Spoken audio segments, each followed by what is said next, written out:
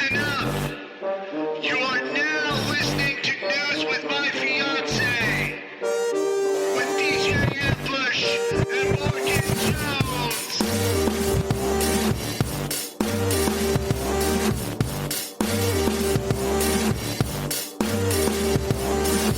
Good morning.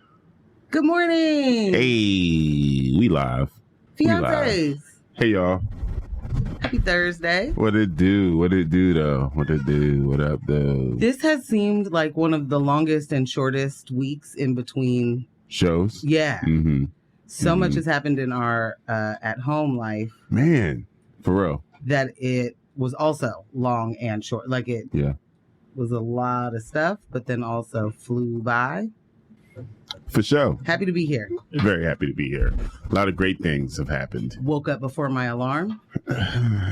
How much before your alarm? I'm saddened. Why? Because usually when I feel cheated every time I wake up before the alarm. I feel absolutely cheated. It wasn't too bad. It was like 6 minutes, but yeah, it felt like I've been sort of down and out. Still working through a very neurological event. Indeed. Yeah. And so I have felt very behind, very sluggish, if you will. Mm-hmm. And I woke up at 6:03 or something like that. And I was Wait, so when's your alarm? What did I just say? Oh, 6:04. Oh, okay. At 6:10. And then I will be out of my bed at 6:15. Okay. And then you're still out of bed before my alarm even goes off. Indeed. Guys, my alarm is 6:30. I've brushed my teeth before you wake up. Yes. Yeah. And then I'm downstairs and I'm making coffee and I'm doing things and I'm doing stuff. And I've brushed my hair today. So everybody, you're welcome. You can't see it, but you're benefiting from it. But this is some detangled hair over here. Hello, look at you. Yeah. And then 7:30, bam, we're in the air because we're professionals. We made it. Yeah. I'm hanging out with a couple more professionals tonight at the Star Theater. Huh? I'm sorry, one more time? I'm hanging out with a couple more professionals tonight at the Star Theater. Oh, that's tonight? That is tonight. What is tonight? I think this is a reschedule, is it not? This is the reschedule. X-Ray's own DJ Cliff and DJ Ambush, also Number Zone, known to the world as the No Request DJs. Indeed. We're opening for Versatile and Pigeon John tonight, as well as Dante Thomas and Sue Dread. Wow. It's going to be exciting. That's a show. Yeah. I'm really looking forward to it. Versatile is one of my favorite people to watch on stage. It's ridiculous. And has been for like ever. Yeah.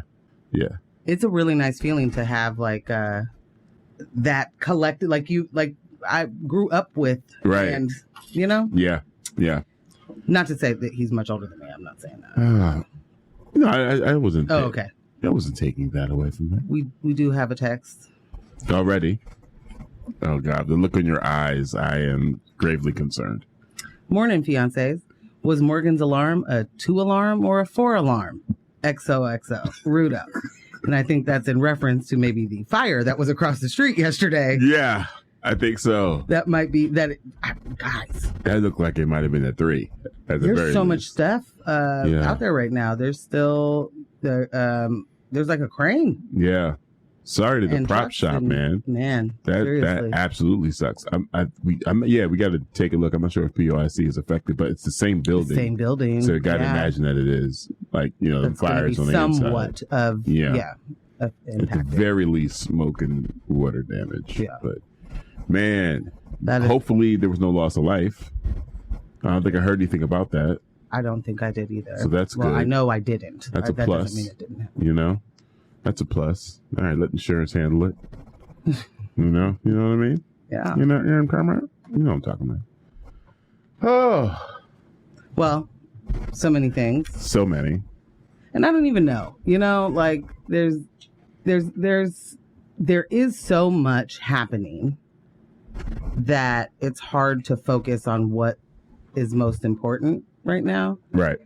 But I will say that we had a candidate forum Yes.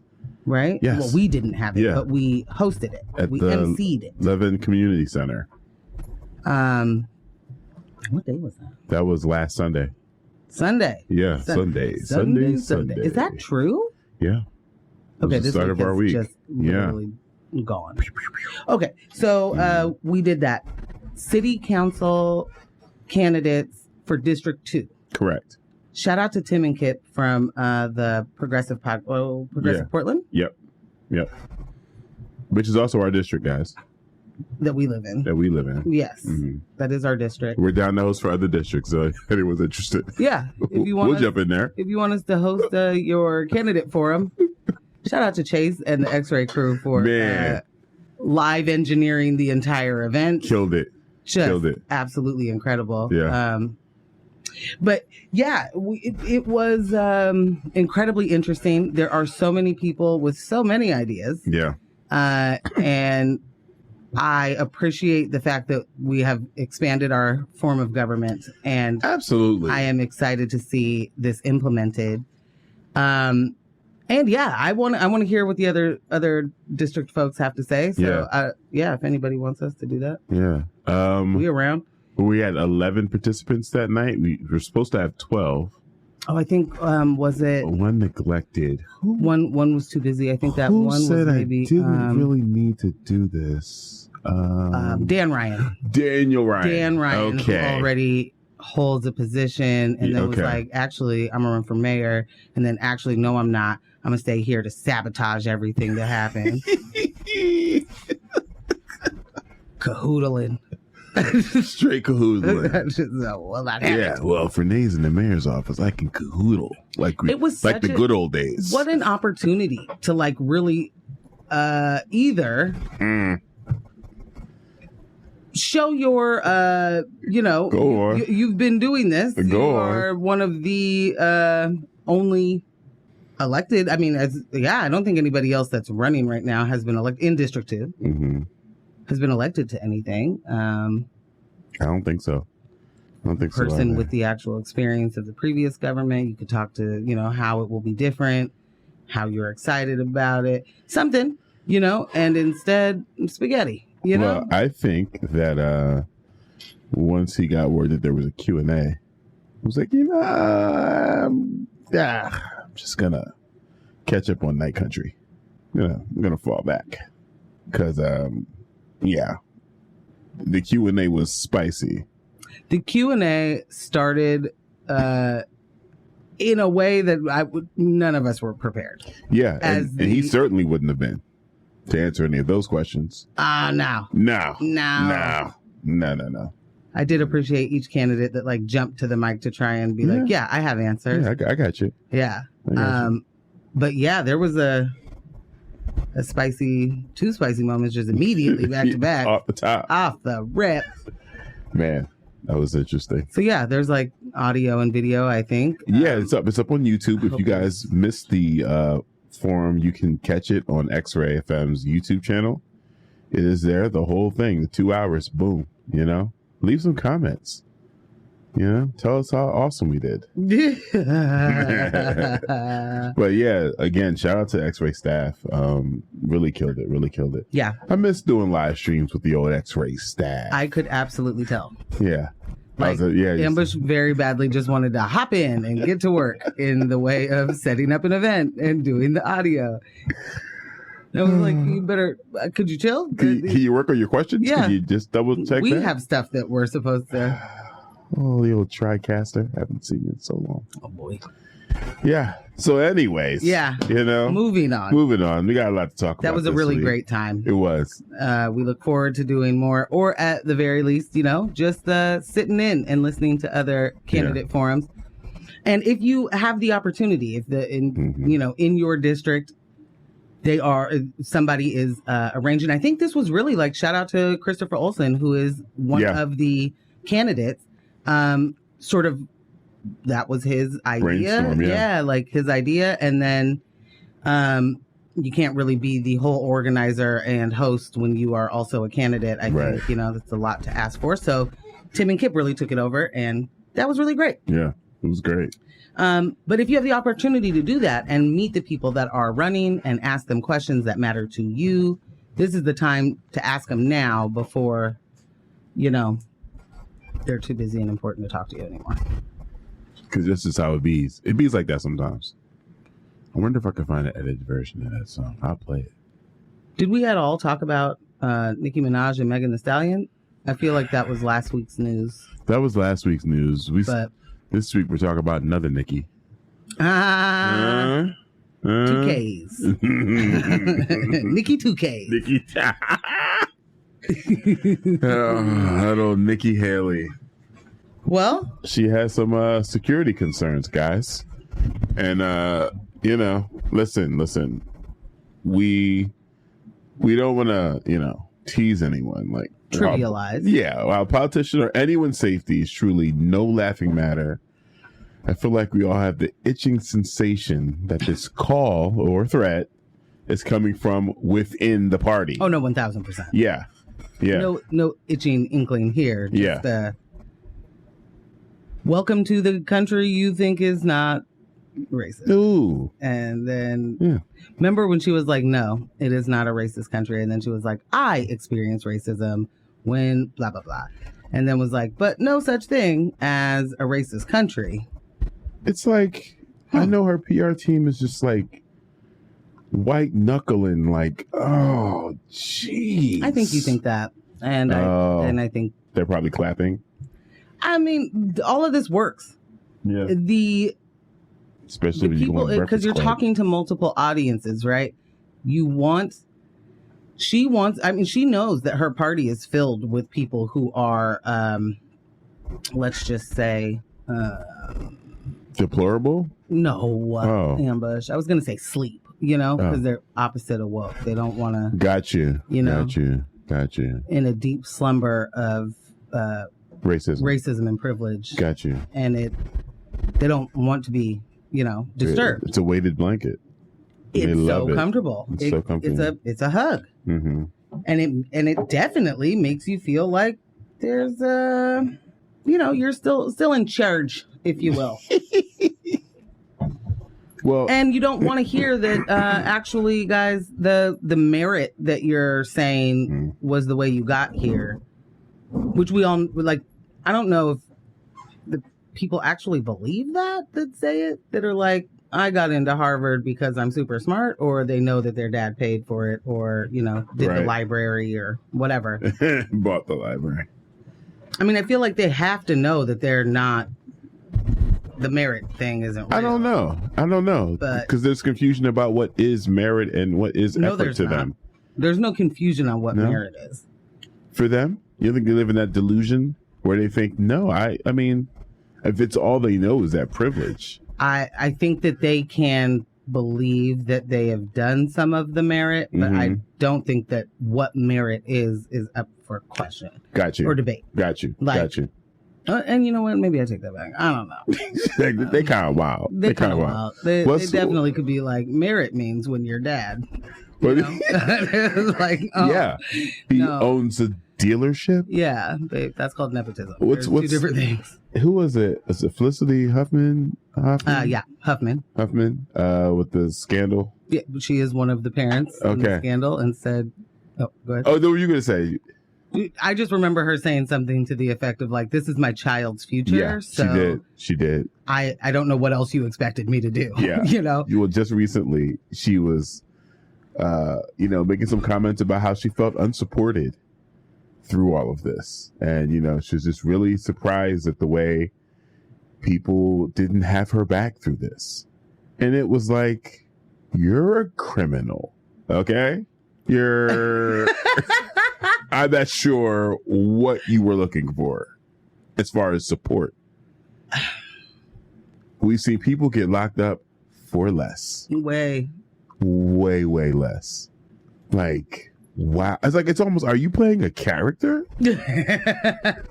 Well. Sheesh. Well. What's your character's motivation right now? What's centering you as an actress to get on the microphone to say these things? Unbelievable. Unbelievable. Well, yeah. Nikki Haley, she's got some security issues. And in the interest of being fair and balanced, you know, we want to throw it out there. These legitimate concerns, and the parties that may be responsible deserve, you know, getting a little magnifying glass. We got three possible suspects. Antifa, V from Vendetta, or Trump supporters. Wait, these are the people this is the threat? This is the threat. Is the threat that this is the threat. This is where Nikki's facing right now? This is the parties possibly responsible. It's got to be V from I can't do V it. from Vendetta, V for Vendetta. Why is that the thing? It's the double That's the V's, person's name? Yeah, his name's V. What? Uh-oh. Oh, you're actually like completely shocked. Like, really? You've never seen? Like the mask thing. Yeah. Yeah. There's so many Phantom of the Opera elements to that. Could not possibly care less. Phantom of the Opera, Adam? Sorry. Okay. Well, sorry. I thought once a Broadway girl, always a Broadway girl. Okay, but, being a Broadway girly does not mean you love every show. Okay? Plus, there's tons of guns and action. It's really, really good. Okay. Yeah. I was going to go a different route. But man. Guns in action. Yeah. Well, I'm going to go with Trump supporters. I think it's probably Trump supporters. Yeah. I think it's probably Nikki Haley supporters, too. I mean, honestly, it's... the overlap. When you decide to, you know what, we're going to shake it up and give this party what they don't know they want. And that is a woman of color who pretends that she's white until she doesn't. Yes. And they did it, you know? Yeah. Welcome to the reality of your overtly sexist and racist party. Yeah. Now go over there and have a seat next to Tim Scott and Vivek. Oh, rhymes with cake? Rhymes with cake. Go chill out with one of my newest favorite things, high school is hilarious. So one of the teens had to do a debate and was Tim Scott in the debate. Right. And now every time there's like any word of Tim Scott, they're like, my Tim Scott? Is that mine? No. You don't want that to be your Tim. Yeah. Anytime you mention any Tim. Tim Scott? Yeah. Tim Scott? Is it Tim Scott? No. It is not. We got a text that says, I'm finally listening to y'all live. It's been a few weeks and I missed y'all. With the heart hand. Heart hands! Glad to have you on this morning's journey. Another one, the Sleep Stack from Land of the Lost. They're the opposite of woke. Is that how you say that? I don't remember. I think so, though. Rudo also said, I'm reading my history of the Black Panthers book for Black History. No, reading the history of the Portland Black Panthers book for Black History Month. My Black History Month book report. Rudo, your bestest ally. Okay. What? And can you say that on the radio? Yeah. Okay. Yeah. That's hilarious. You know, I think I had 2 copies of that book. Yeah, you do. Yeah. You gave one to me. Did I? No, but I figured you would. So thank you. Okay. All right. You too deserve a copy of it. Look under your chairs. Yeah. Oh, look under your chairs. Look under your chairs. So there's some other stuff we're talking about today. Yeah.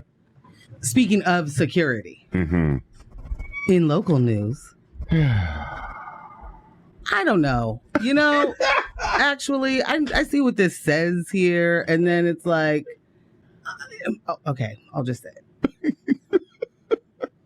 The Commissioner of Public Safety for Portland has been, has let us all know that he does not feel safe, actually, on TriMet.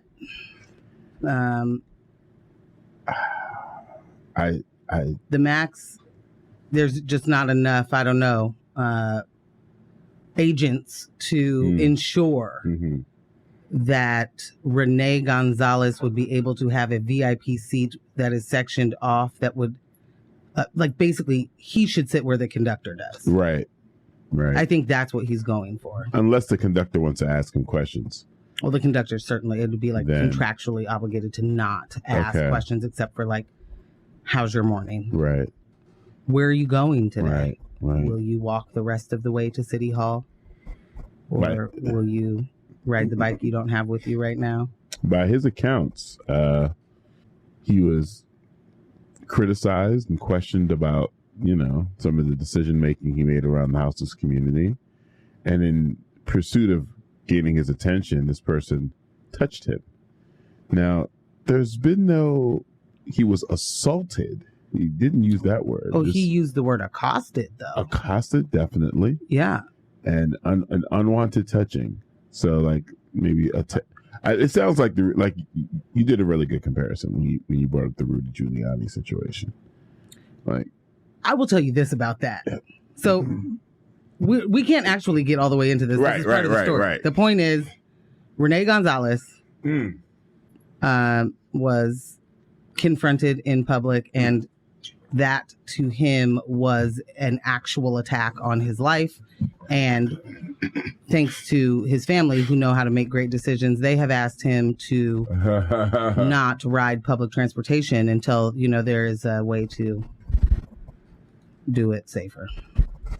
So I can't wait to talk more about the Commissioner of Public Safety feeling unsafe when questioned.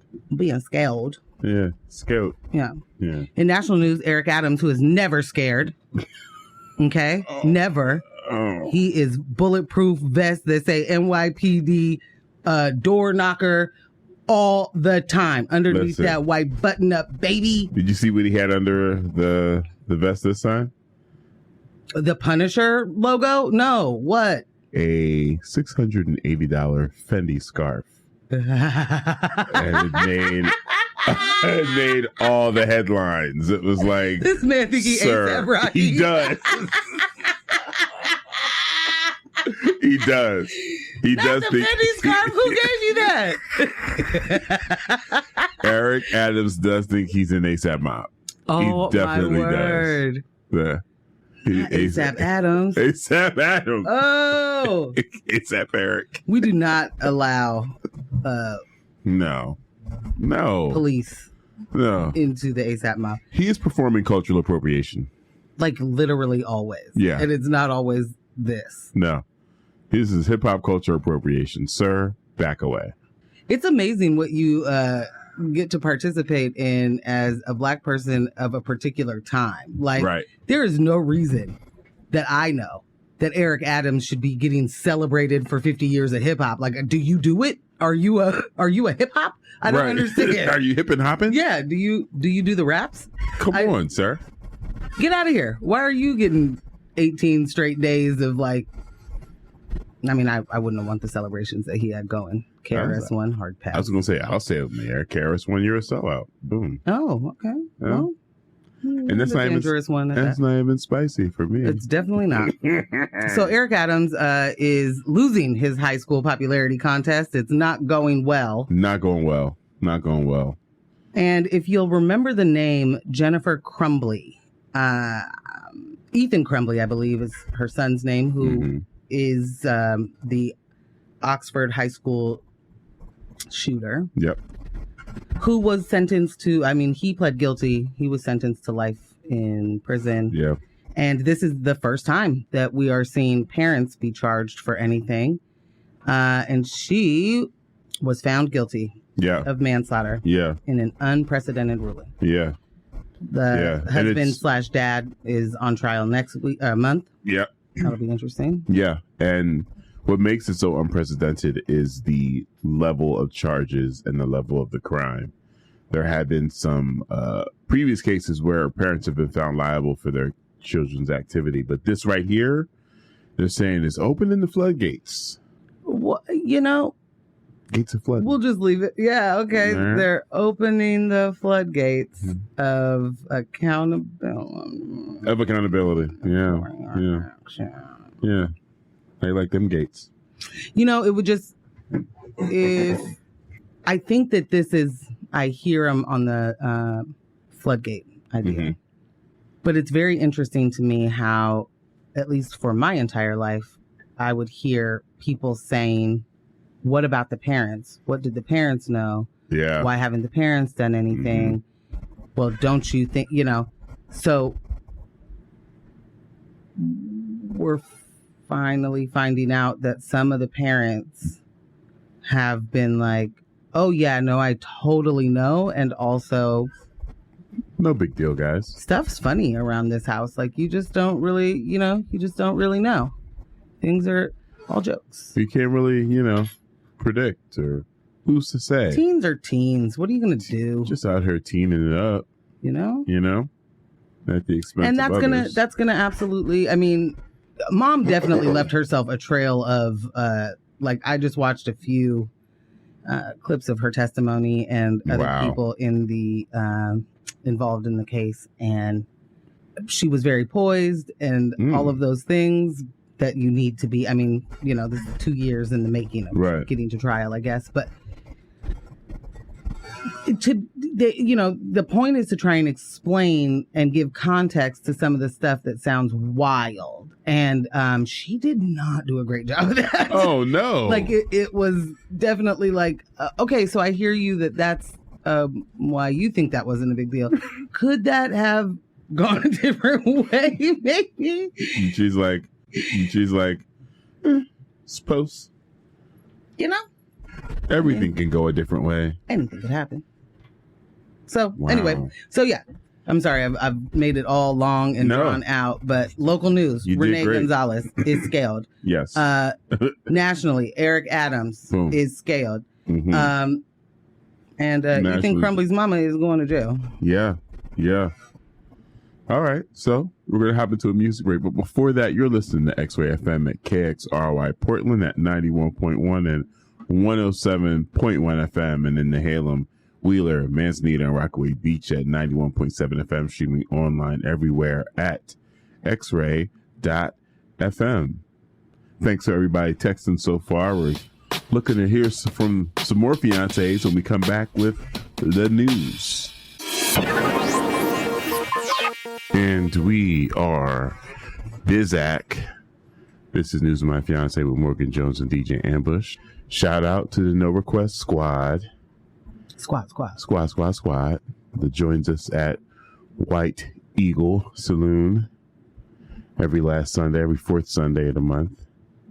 Mm-hmm. I think we're going to see some of you guys tonight. What is it? This is for Sunday. You made a little look and you had a little look on your face. Well, I'd like to retract it. Okay. Retracted the look. Mm-hmm. Yes. We'll be seeing you guys later on this month for our Dilla Soul, J Dilla. Oh, I see tribute. What you did there. Well, it's a little something. Interessante. A little something Cliff and Alex came up with quite cleverly. That Cliff, that Alex. Yeah, man. Yeah. Well, I don't have anything cool to plug, so I'd like to jump right in. Okay. I feel like you got some cool things. I just can't remember. I mean, I'm leaving. On a jet plane. And not to Georgia. No. Mm-mm. To Miami first. Miami. All right. Do you want to do local first? Yeah, let's just hop into the local. All right. Renee Gonzalez, thinks that public safety is no laughing matter. And this is incredibly hilarious. Yeah, I'm sorry. It's just too bad. Portland City Commissioner Renee Gonzalez decided to avoid public transit indefinitely after a recent incident on a MAX train. In a video message posted on social media, Gonzalez described being accosted on the train, experiencing deliberate, unwanted physical contact, and criticism of the city's policies regarding homelessness. As a result, he announced his decision to refrain from using public transit for the time being. Gonzalez, who touts being a frequent TriMet user and cyclist, expressed disappointment over the necessity of this decision, citing his desire to remain accessible as a public servant and his commitment to supporting Portland's public transit system, but he will not stand to be talked to. He recounted the incident, describing unwanted physical contact and a heated conversation initiated by a passenger regarding the city's treatment of houseless camps. Gonzalez emphasized that while discussions about policy are acceptable, unwelcome physical contact is not. The commissioner's decision reflects his broader concerns about the safety of public officials in Portland, particularly in light of the recent incidents where, there was a fire. Yes, car fire outside of his home, and it was one of his family members or homies or something like that from Texas. It felt like a targeted attack, they said. Yes. Furthermore, Gonzalez's stance on public safety and homelessness has been a focal point of his tenure as commissioner, particularly in contrast to his predecessor's progressive policies. TriMet responded to the incident, expressing regret that the community leader feels unsafe traveling in public, and they affirmed their commitment to ensuring passenger safety and expressed hope for Gonzalez's eventual return to public transit. Now, Ambush, I would like to talk about this because there have been some things done and seen on the Macs. Yeah, for sure. I would love to know if Renee Gonzalez was talking about safe ridership, and I'm trying to think of the word he used was like, and maybe it was safe ridership. He was like, I'm going to be gone until they can promise me that. Mm-hmm. What did he say when Jeremy Christian killed people on the Max? Did he say, whoa, not safe to ride public transit anymore? Or did he say there was a white man with mental illness? That's what he said. Yeah. And do not get me wrong. Very clearly there is mental illness there for Jeremy Christian. Absolutely. And that is true. And also, too, you deliberately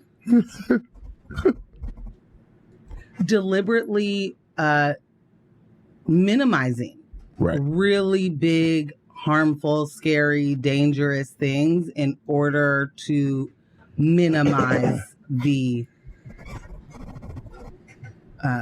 white supremacist nature of what some of these folks do. Right. That he is, that are his supporters, period. There's no real other way to say that. And then there's actually being worried about something. And you cannot actually be worried because someone came up to you and said, I don't like the way you're doing your job. Right. If that, and honestly, for the people that are supporting this moderate Democrat who are saying things like, these homeless people deserve to die, and Renee is the champion to clean up our streets. Those are the people following you.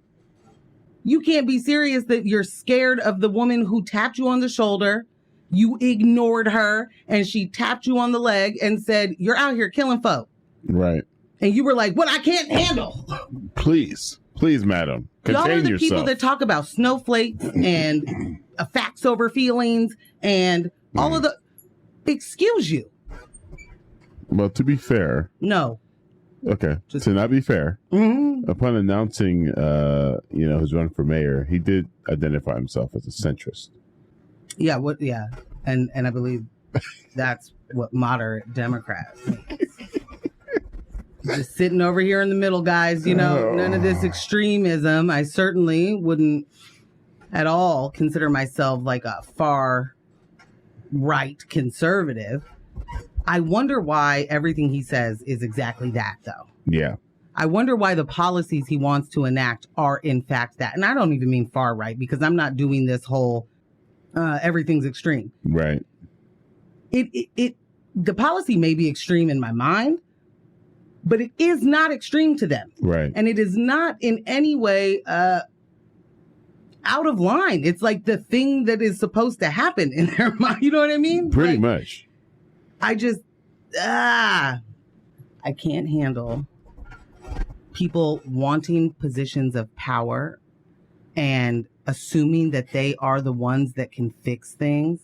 And I don't believe actually that Renee believes that he can fix things. I absolutely believe Renee knows his spot to be a saboteur. That is what he is here for. Yeah. And I believe he knows that. Yeah. Yeah. But you want positions of power. Sorry, I'll just finish real quick. You want positions of power, and then the moment that one thing that you are like, oh, I didn't know that came with the power. I thought my power was almighty in the way that you would not even dare, you peon, walk up to me. Thank you for making my point. That's exactly where I was going. Okay. Like, everyone campaigns on, wanting to do things different and, not afraid to get their hands dirty. Yeah. And this is the dirty work.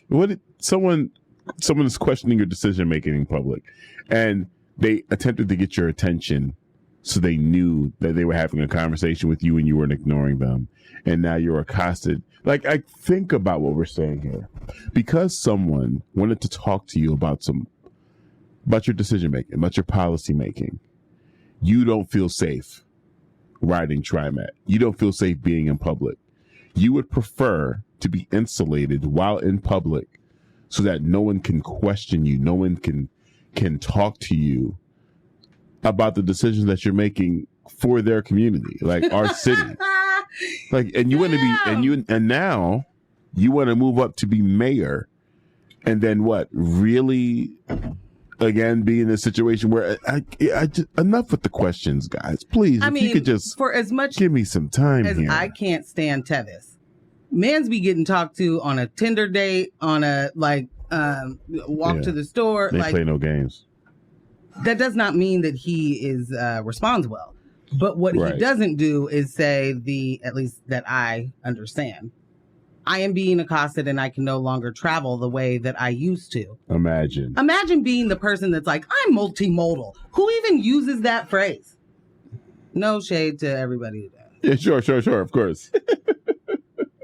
But in real life, like, is that how folks talk? Like, I'm multimodal? You are not a climate change champion, Renee Gonzalez. You are not telling me that because you are doing something great for our environment, or you are saving up lunch money. You know what I mean? Like, no. Right.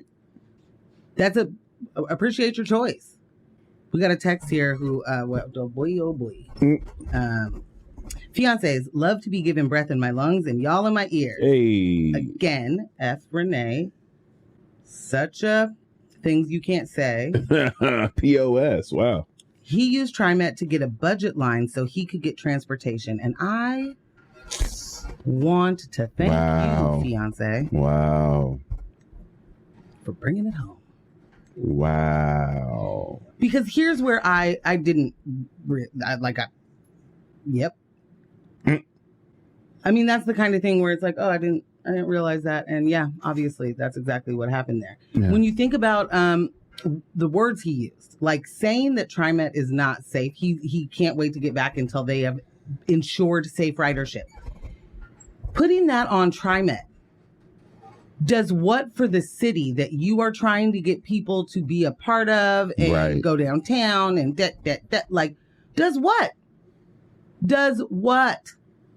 They're just pouring fuel on the fire. So what would your, maybe this was for a town car. Ugh. Pouring fuel on the fire of fear. Alliteration. Oh, look at all of that. I just need to push it out. It was there, so I had to get it out of there. But I mean, yeah, dude, yeah, it's too comical. It's just like, what are we actually talking about? What are we actually? Are you out here being a police officer? Whose job it is to protect and serve, but you don't feel safe protecting and serving? Like, just stop. There's no greater disqualification for your job than you saying, I don't feel safe doing my job. I mean, which is to provide safety. The thing, like, yo, do you understand? He would not be able to work at a Jamba Juice. Right. There's no way that he would. I mean, the amount the accosting that happens when someone forgets fries in a bag. Bruh. We're talking about people's actual lives. We're talking about the power to take away resources from people. Yeah. And you did that. You made that decision and you kept it popping and you stood on it. You stood on it. You were like, this is exactly what we're supposed to do. I will not enable this drug use. Right. Okay. There's going to be people that have something to say about that. You are actually in the wrong place to be doing that kind of politics. Right. Not here, sir. Not here. Take that to Roseburg. You know what I mean? Like, go be the city commissioner of somewhere in Southern Oregon that thinks that, yeah, you should punish people for everything that's ever happened in their life. But what we're not going to do when we understand that these things are systemic, we're not going to pretend like addiction is what has charged the homeless crisis. Right. We're not going to pretend like that's real. And all of the people, the anti-Portland, the I hate it here's, the, the city's on fire, all of those people, if they're people, I don't know. Right. Fueling this level of shift because they are too lazy to understand, to even look into why any of this is happening, because their imagination is so limited. They think that this is unique to here. It doesn't even include imagination. Read a newspaper from somewhere else. Man, say that part. Say that part. Like, you gotta stop just living on the Oregonian comments. Like, get out of there. None of these things. Not a one of these crises are only happening here. And I don't understand, for especially all of these people who are the anti-vax and anti-mandate and anti-lockdown and why are those people not seeing the correlation here? Right. Seems. How are you not drawing the lines together? Literally, connect one dot if you could. Please. Because what you're showing me is none of the stuff mattered to you. Right. Renee Gonzalez did a whole fake advocacy. I'm an activist now for getting kids back in school. You wanted to kill all the kids so that people could go to work. And the only reason you would get elected is because scary black lady. Right. I absolutely refuse to believe that Portland would have voted for Renee Gonzalez without him running against Joanne Hardesty. Yeah. Yeah. Yep. What they call that? A black lash? Well, his would be a brown. It's a white lash. Oh. What it is that it's a white lash. When people, when people decide they're going to try something new, and that something new might happen to have a black, that is gonna kick up some dust. Is there a black involved? I mean, really, there is not a lot to think about. Barack Obama, 8 years. And people said, not ever again will I do anything like Donald Trump.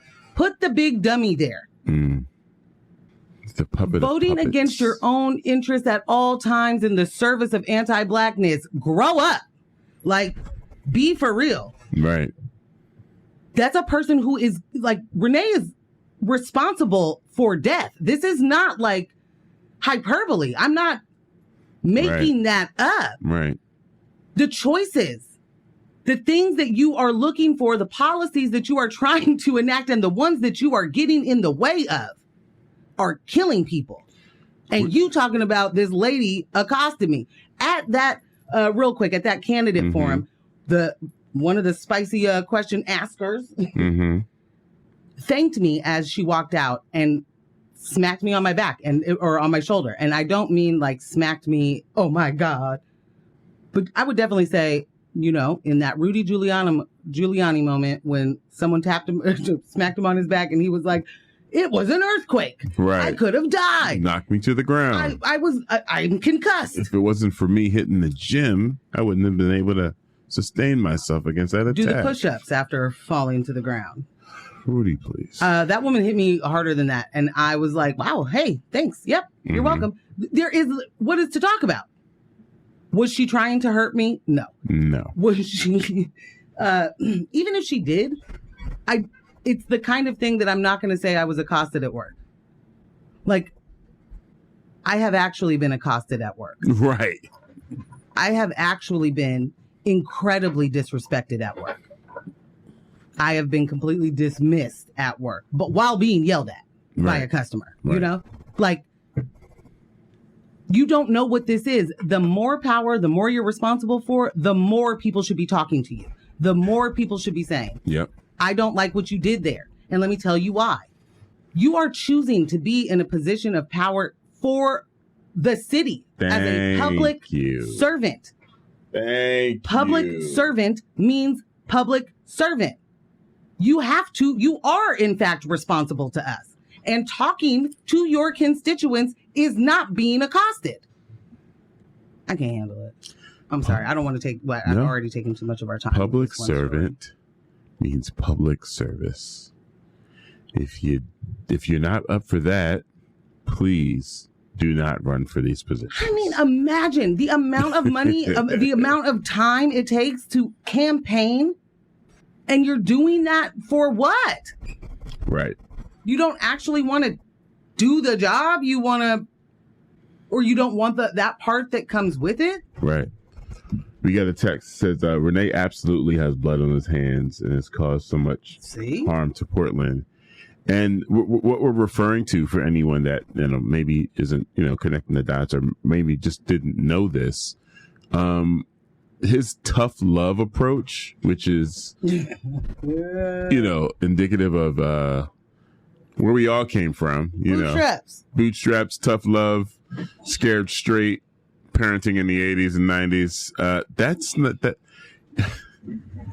We talk about people being addicted. We talk about people falling prey to capitalism and a series of unfortunate events. And you claim to have a degree of understanding around that. And then you want to punish people by saying, you know what, we're not going to give out tents anymore. PSR is no longer available to give out tents. We'll no longer be distributing tents to the houseless community. Doesn't matter if it's rain, sunshine, snow, whatever, you're on your own. And yes, people have definitely perished as a result of that. And Mr. Tough Love can't take tough criticism. You know what? If you're going to be tough love, you're going to have some alternatives. And because you don't, you have absolutely zero business trying to punish anybody because you guys cannot handle it. You cannot handle what you are taking in. Right. And the amount of people that just have absolutely no idea how any of this works. But Alex was telling us about this. Yeah. I don't know how long ago. That the shortage of public defenders in Oregon is a federally recognized problem. Right. A federally recognized problem. You know how much it takes for the feds to even say you're doing it wrong? You know how wrong Portland is doing it, and the feds have not fixed it yet? Right. But they were like, whoa. Hey, guys, due process. You don't have representation. You can't keep those people in jail. Right. And because the process of the criminal justice system is so foreign to so many people who want to use and abuse it as their own personal security, they don't understand that by arresting all of these people for low-level offenses, they are literally just doing the revolving door that they talk about not wanting to do. Period. You don't have anywhere for these people to go, so you actually cannot just be like, sweep them. Right. Sweep them. Mm-mm. And that's even, I don't know how we would ever get to the point of wanting elected leaders who do not see the humanity in the people that they are serving. Well, if they reflect you, then.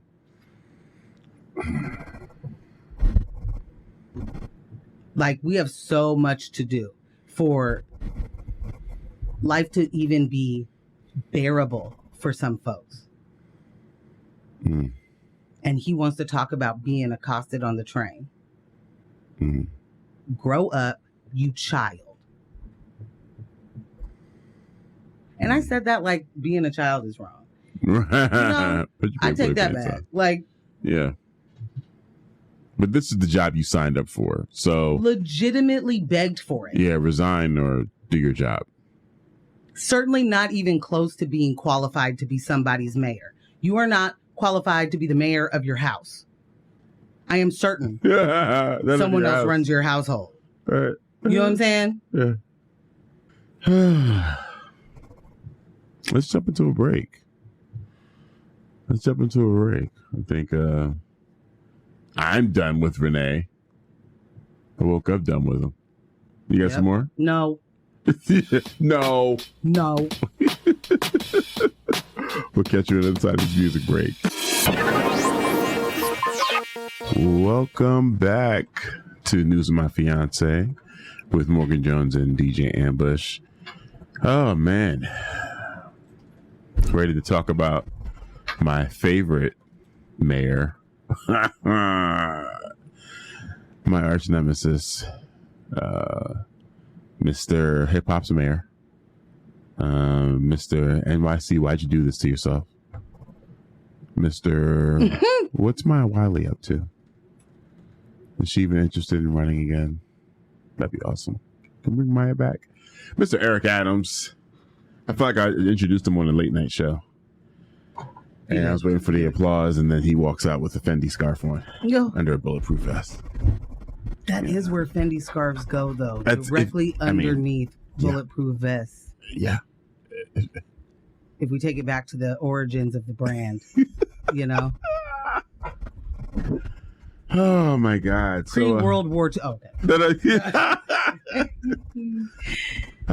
okay. So New York's mayor, Eric Adams, is in a tug of war with city council.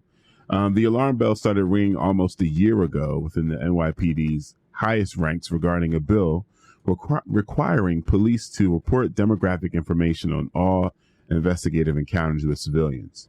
City Hall staffers engaged in negotiations revealed the top police officials, including Chief of Department Jeffrey Madry, were resistant to the bill's provisions. However, Mayor Eric Adams, a former police officer himself, was notably absent from these negotiations until mid-December, just 1 week before the bill's vote. Despite the mayor's late involvement, the heavily Democratic city council passed the bill, along with another one banning solitary confinement, by a wide margin. Mayor Adams subsequently vetoed both bills, only to have his vetoes overridden by city lawmakers. This marks the second veto override of his tenure, reflecting a pattern of administrative challenges and strained relationships with key Democrats.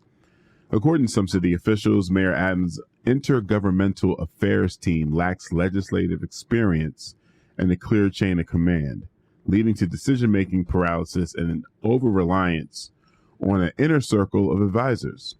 The mayor's last-minute intervention in the police transparency bill negotiations was criticized as both a legislative misstep and an overestimation of his influence. In response to criticism, Charles Lutvak, spokesperson for Mayor Adams, declined to comment directly, but referred to the mayor's previous remarks, commending his legislative team's efforts. Meanwhile, the fallout from the bill's passage has left Mayor Adams increasingly isolated within his own party. Despite the setback, Adams remains focused on his legislative agenda, including proposals related to education, the migrant crisis, and housing. However, his confrontational approach with the city council and public figures like public advocate Jermaine Williams has raised concerns about his ability to navigate New York City's political landscape effectively.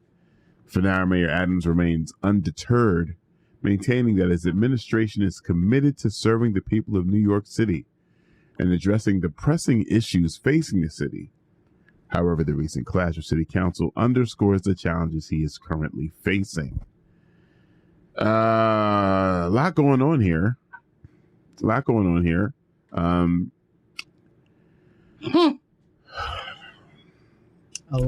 on. I love the fact that he jumped right in with the veto powers and was like, you know what?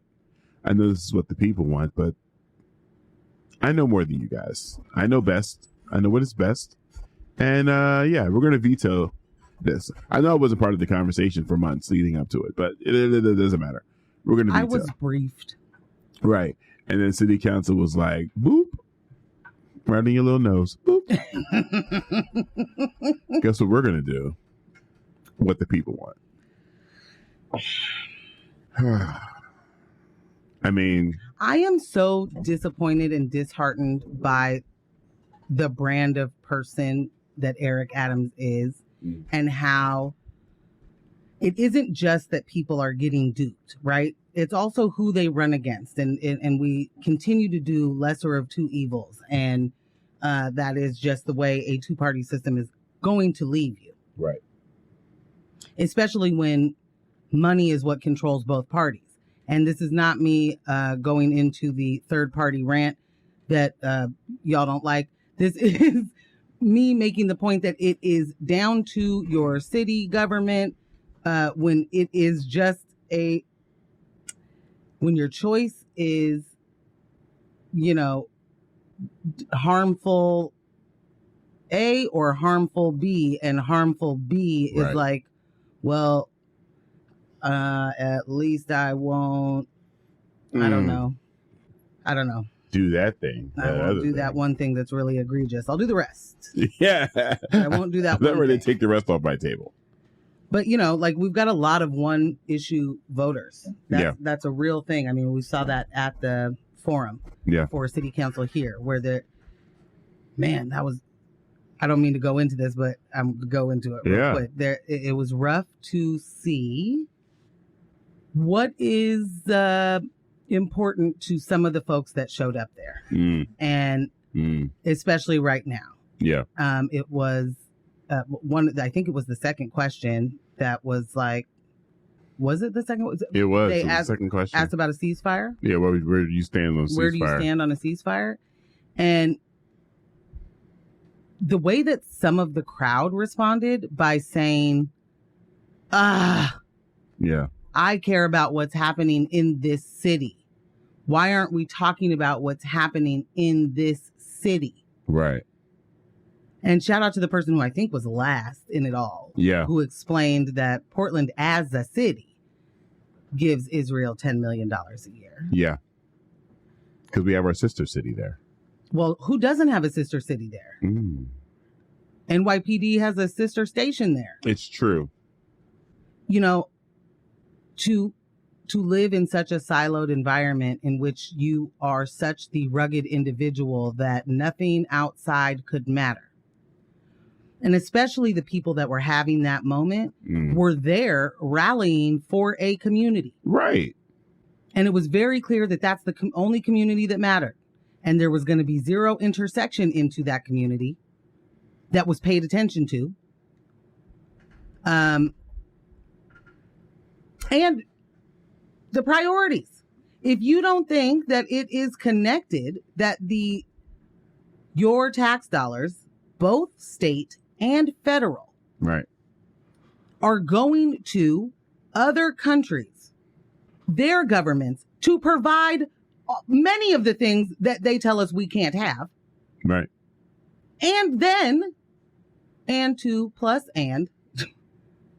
also war. So we're going to send our money so that those brown people can die. So we continue to have a hold over the region. Got to make sure that Israel is in good standing in the region. And that doesn't mean like with the people. That means that they have a strong presence. One that might, combat a small militia.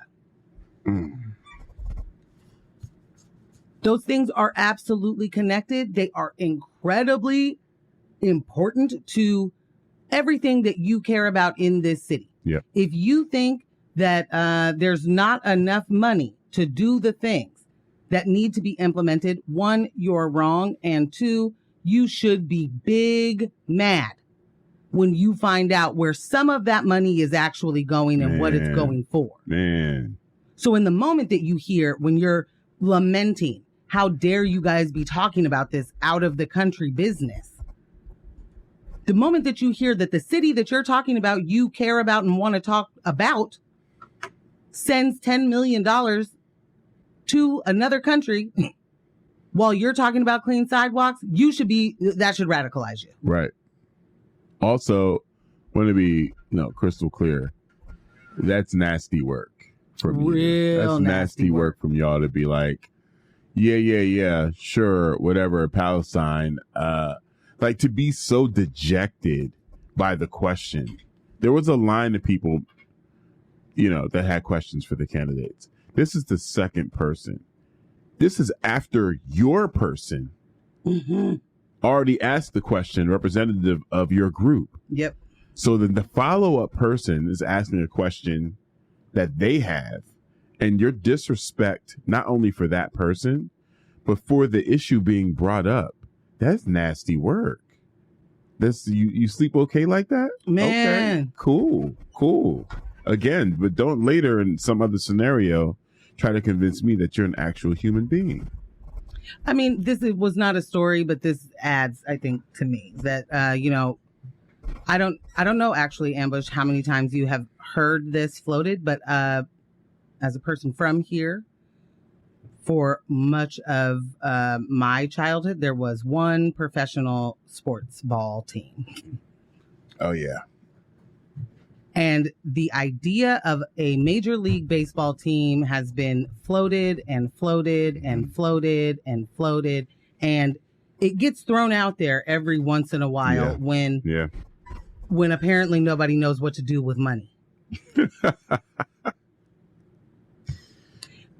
So I don't mean to necessarily take it right back to Renee, but let's buy baseball. I mean, you guys. Our city's fixed. Not only are they talking about what we need to do to strengthen the city is baseball, but also baseball where the Lloyd Center is. And let's replace the Lloyd Center with a stadium. I think you really don't understand what infrastructure you need in order to have, Yeah, no, that's wild. That's wild. There is just such a naivety with so many people's ideas. It's like, what are you talking about? Have you not been here before? Right. We have actually a baseball stadium. You know what they do there? They play soccer. Real good soccer, as I am told. Yeah. But cut it out. Yeah. Cut it out. If we have so much money, if you're about to try and tax me for a stadium, which we already know how that goes. Shout out to Paul Allen. You want to propose that we, tax everybody in order to get a Major League Baseball team that we do not actually have the support for? Yeah. I don't think you really understand how much these things cost. I don't think you really understand what neighborhood means. If you want to take the center of the city, I believe Lloyd Center's actual tagline for a very long time was the center of the city. Yep. In the middle of it all. Yep. You want to take the Lloyd Center, which is in the middle of two incredibly historic neighborhoods, the Irvington and Sullivan's Gulch, and you want to put a stadium there as if cost of living already isn't. We've already been displaced. We've already been pushed out. We're already not there. Yeah. And now, I mean, just the commute alone, the parking. Yeah. What do you say when there's a Blazer game? You know what I mean? On the businesses too in that area. Come on. Come on, man. And what's happening at Lloyd Center right now, I get that folks are like, what's going on? If you are not a person that shopped at Lloyd Center every single day and you don't know what to do with your life since Nordstrom's been gone, that's the only reason why, the only person I want to hear from. The rest of y'all who are in the suburbs going to Washington Square anyway, who don't hit the Lloyd, hush it. It has literally nothing to do with you. Yeah. Because what's happening right now in there is something that could be, to me, an incredible community. Yes, absolutely. Center of the city kind of thing. And if we're going to even slightly pretend that we care about each other, if we're going to slightly pretend that we care about small business, and I'm not talking, whatever Jordan Schnitzer's idea of a small business is. I mean, actual small businesses who in any other instance wouldn't have enough money to be able to afford a storefront. Those people can have a storefront right now. Right. In a place that is temperature controlled, free parking, center of the city. Like something you don't have to set up and break down every day. Yeah. Like you really don't understand. what it takes to be a business owner depending on the business, and what a huge relief and bonus it is to have a space. Right. And have a space that is useful. It's not someone's garage, you know? That's the kind of thing that is life-changing for a business owner, for a business, for your access to said business. And if the Lloyd Center were filled with community-style things like that, and I don't just mean like, I mean businesses from the community. Right. Programs from the community. Right. There's so many cool spaces in there. So much can happen. But what it doesn't need to be is this, idea that tear it down and make a stadium. Tear it down and make it housing. I'm sorry. That is not realistic. Yeah. They want to do some monument to the future as opposed to being in the present here and creating more opportunities for local businesses and just the community at large. Some of the community-based organizations that have found a home there in the Lloyd Center, it's amazing. It's great. This is like organically what should be happening with malls all across the United States, because we've talked about this before. The retail experience needed to change. It needed to change for a long time. And then the pandemic happened, and these major retailers still don't understand that the experience needs to change. People enjoy shopping from their couch now. So if you want to invite me to a place to shop in a fashion that is more labor intensive, you better make it good. You can't have. You better make it easy. Yeah. You better make it good. Man. You better make it worth my while. Listen. And this is not folks being lazy. This is literally, y'all conditioned us. So when I say I'm waiting for a show to finish so that I can binge it, that is Netflix's fault. That is not, me being impatient. Right. You changed the way I watch TV. Right. I don't want to go back to the other way. The other way was dumb. Now. Yeah. Now that I understand, I can just wait. Yeah. Or that you would drop a whole season at the same time. Why would I go back to doing a weekly show? That seems very silly. It seems backwards. And to your point, adapting to what is happening in the world is what we're supposed to be doing, right? Aren't the really smart business folks supposed to be always seeing and strategizing and understanding? That's why we've been told by the government to give them so much lenience, that they're creating jobs and they're the ones responsible for propelling the economy. That's why they get all these, tax breaks. Exactly. Hell's bells. Right. Are y'all not supposed to be the smart ones? Were you not supposed to see this coming? Because we could have told you a long time ago it was coming, right? But here we are. And we're going to pretend, because companies do not in any way, for whatever reason, feel comfortable saying, we did it, guys. We did it, Joe. We changed the way that you shop now, and you made it easier for us, too. We don't have to have a storefront. Right. You don't have to have 1 million Targets in your city. Right. We understand now you'll still buy. We actually understand now you don't love coming in anymore. Yeah. So this is we what understand we've done. now that all of those online sales that we gave you that were only good online, we did that. It worked. Yeah. Yep. This is not, stores are not closing because of theft. Stores are closing because their idea worked. Yeah. This is savings in every way for them. So much less cost in labor. Yeah. Right? Yeah. And then the labor that they're going to add on or ramp up is going to be warehouse labor, which they exploit. Heavily. I mean, they exploit all the labor, but heavily exploit warehouse workers. I want to, Go ahead. Just that we got a text that says, Lloyd Center is on the upswing. The past few times I went in there were vastly better than what it was a few years ago. My only current issue is that they have like 6 made-in-Oregon stores. And yeah, they do. Yeah. Hey, that's the thing, though. It is so much better than it has been.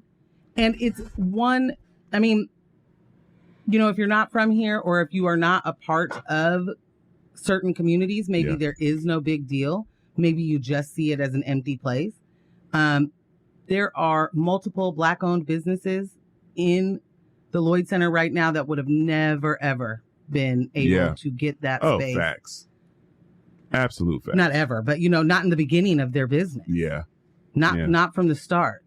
And the deficit that so many business owners start in, all to get to the point of where, a corporation, they're opening 15 stores at a time. Mm-hmm. They're doing 15 build outs at a time. And we're talking about small business owners trying to get their word out. You know what I mean? How is it not just the Portland way? Shopping local. It used to be. It used to be. I thought that we used to be really proud of that too. I remember saying to you 1 million years ago when we started dating that Portland's not really big on chains. Yeah. Like franchises. You're not going to see a lot of franchise. You're not going to see a lot of you'll see more dive bars than you will in Applebee's. Yeah. And that used to be tight. People definitely were proud of that. And I am proud of that. I want that to continue. I want that to only grow.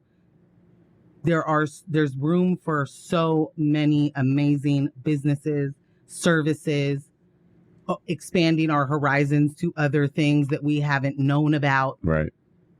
And having a central location where many of those things are walkable and shoppable, and that's how you find out. I think that's really dope. Heck yeah. I think that's really dope. I love stumbling across a new store opening up in the mall. It's great. There is a Black-owned hair store in the mall. I am going when we leave here. Prime location.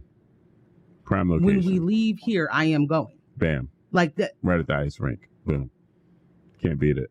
I do have a little bit more about our friend Eric. Oh my gosh, I'm so sorry. No, it's quite all right. I thought the story was over. Right. No, this was good. I want to be able to clip out that conversation about Lloyd Center specifically for anyone that is unaware of what's happening over there.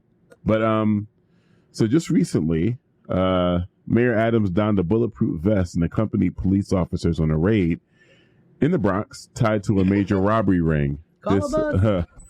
This operation targeted a group of thieves described by police officials as recent migrants who were allegedly involved in a series of robberies across the city.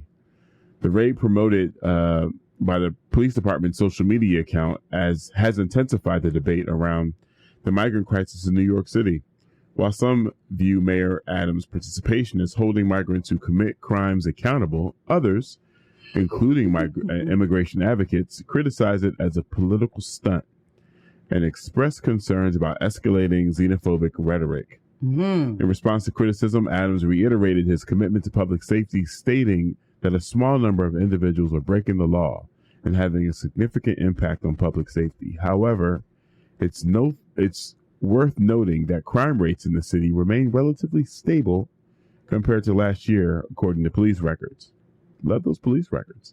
The timing of Mayor Adams' participation in the raid has also drawn attention, with some analysts suggesting it may be an attempt to bolster his image as tough on crime following his recent defeat in the showdown with city council over criminal justice bills. As Adams continues to navigate the challenges posed by the migrant crisis, his actions are being closely watched both locally and nationally. His stance on the issue, particularly his recent remarks about the potential impact of the migrant crisis on New York City, has sparked debate and drawn mixed reactions from various quarters, as well as analysis of his claims. He stated that this would cost New York $8 billion, and it was later found that that's numbers inflated by 2. So interesting. Yeah. And just recently, there was an open meeting where he was addressing members of the community. And it's like a 2.5 minute video of him, in the middle of the crowd, middle of the room. And he's saying that the reason he's being attacked right now is because look around my administration. He literally said, when have you seen so many chocolate faces? Oh. So he's like, you've never seen this before. So many black and brown people in positions of power. That's why they're attacking me. Man wants DEI points. And then he definitely compared himself to Jesus. And then before doing so said, How many of y'all go to church? I want to go home. He invoked Matthew 21:12, where Jesus overturns the tables of moneylenders and merchants in the temple and said, I want the city hall to turn the table over. I don't even understand any of the things you just said. I'd like to move forward. What? Yeah. And I wanted to remind people that you have a mayor from Brownsville. Never ran, never will. Oh. He's listen, this is hip hop's mayor, so. Yay. And another yay. Multiple yays. Yeah. I don't. Oh, boy. I don't envy you guys in New York. I mean, I could use a bacon, egg, and cheese right now, but I don't envy you guys over there. And I'm really, really hoping this is a one-term mayor. Like, please. The last thing New York needs is Trump in the White House and Adams as your mayor. Running it back on both. That's the last thing y'all need. I'm sorry. I just want to come back to real quick. You ain't seen so many chocolate faces, and that's why they're mad at me. Is this the same man that was like, what we should do definitely is bring back stop and frisk, even though we definitely know that disproportionately impacts black and brown people? Precisely. Oh, okay, cool. Ran on it. If your mayor is running on stop and frisk, y'all should chill. Renee Gonzalez. Shout out to Philly. Y'all should chill. They're campaigning on stop and frisk. How do they move forward? Not in 2024. They're campaigning on a documented, researched, failed policy that harms black and brown people. Well, I would like to be clear that everything you just said is wrong. Oh. It is not a failed policy. Oh. It is a successful way to put black and brown people in jail for things they would not put white people in jail for. And we all know he's a fan of putting people in jail. So much so, he was so upset about, solitary confinement being banned. Like, dude. He was like, bring it back. Wasn't Rikers supposed to get closed? Indeed. And he also, I believe, ran on, we're going to do that. We're going to get Rikers closed. And then he was like, just kidding. All my friends work there. Everybody still need a job. It's like Obama and Gitmo. Yeah. Oh, no, we're going to close that thing. I mean, I was definitely going to do it, but then I can't, so I'm not. So, sorry. Not even sorry. I can't, so I'm not. Yeah, not even sorry. Eric Adams isn't sorry. He wasn't ever going to do that. No. In the moment, it was like, you're going to close Rikers Island, but you want to do stop and frisk? Where are you going to put all those people? Right. Like, you stop. For real. Yeah. Be for real. Yeah. I do want to say that there's a lot of the anti-Portland, anti-progress. I'm not going to say progressives because I think that even as in political ideology is changing shape in people's minds.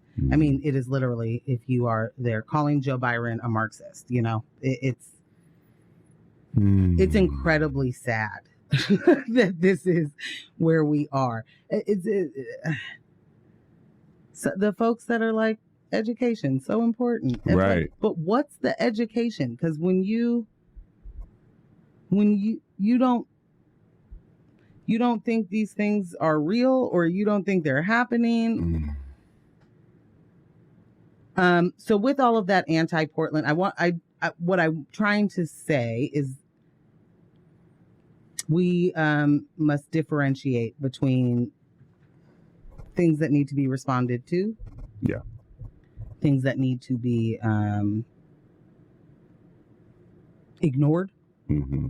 I might just be saying this more for myself than anyone else. I don't know. But much like an Eric Adams or a Donald Trump or a Nikki Haley or a Renee Gonzalez, none of those people are ever going to live the life you live. None of them. If they ever did, they'll never do it again. Right. And they likely never did. And those cannot be the people that we are looking for to make our lives better. We are in a position, especially here in Portland, with changing and expanding our government, we are in a position to turn this around in a way that is not just meaningful, but that is sustainable. But we got to stay real vigilant. Vigilant. You got it. Wow. Okay.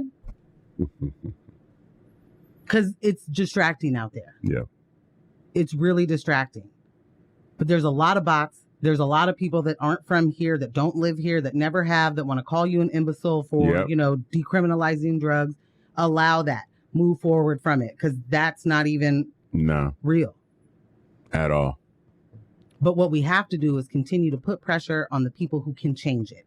And while our government is trying to right what they think is a wrong, which isn't a wrong, which then shows us that you guys do not have any idea what you're doing, trying to repeal or reform Measure 110 before Measure 110 is implemented the way it is meant to be and actually funded is absolutely a waste of time, money, effort, and people's lives. Yeah. And there should be none of us standing for it, and no matter who you vote for. That should be a thing that we can all decide. We do not want our money wasted to murder people, you know, or kill. Sorry. Yeah. I don't mean to be. I mean, what's the point of voting for anything or trying to get, getting behind any of the strategies if we're not going to be strong enough to see these things actually implemented? Right. Like if we're just going to cower at the first opportunity and just back out of what we all said we wanted, then what do we actually want? Like, it's clear it's never been implemented in the way that it was supposed to be.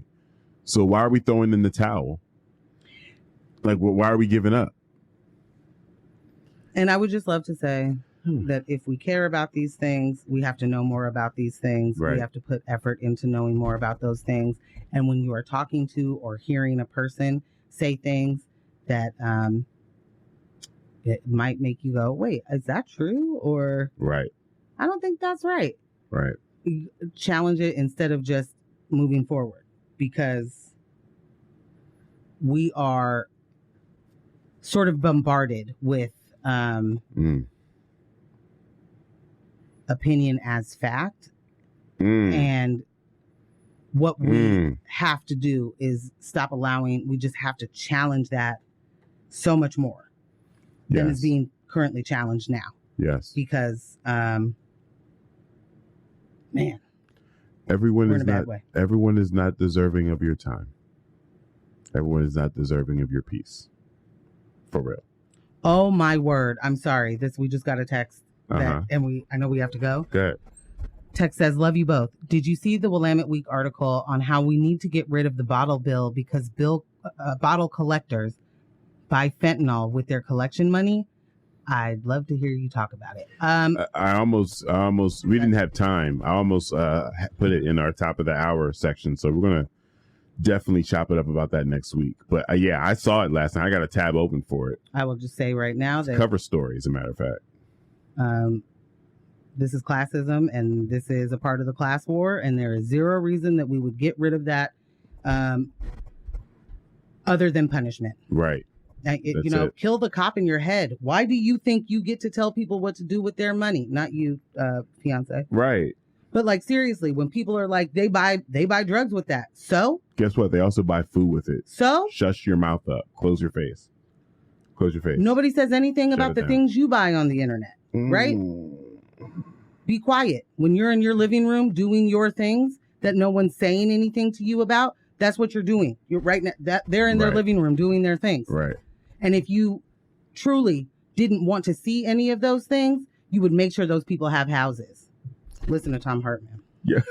You're listening to X-Ray FM at KXRY Portland at 91.1 and 107.1 FM. And in Nehalem, Wheeler, Manzanita, and Rockaway Beach at 91.7 FM. Streaming online everywhere at xray.fm. And this was News of My Fiancé, brought to you by Morgan Jones and DJ Ambush, and our podcast editor, Kyle G. Thank you, all fiancés that texted and joined the conversation today. There's one last text. I just want to acknowledge it really quick. It says, I'm losing hope. Measure 110 is on the chopping block. Criminalizing homelessness and effing Renee. I'm worried, fiancés. We are also worried. Yeah, we will are. talk more about this. We are. For sure. Yeah. It is terrifying. Honestly. Yeah, it is. There's just so much disinformation, and I honestly believe that is the whole point of Elon and X, and it's working. Yeah. Seriously. More soon. Don't let the individuals distract you from the systems. Poverty is a policy choice. People over profits. Power to the people. None of us are free until we are all free. Thank you so much for listening. Bye.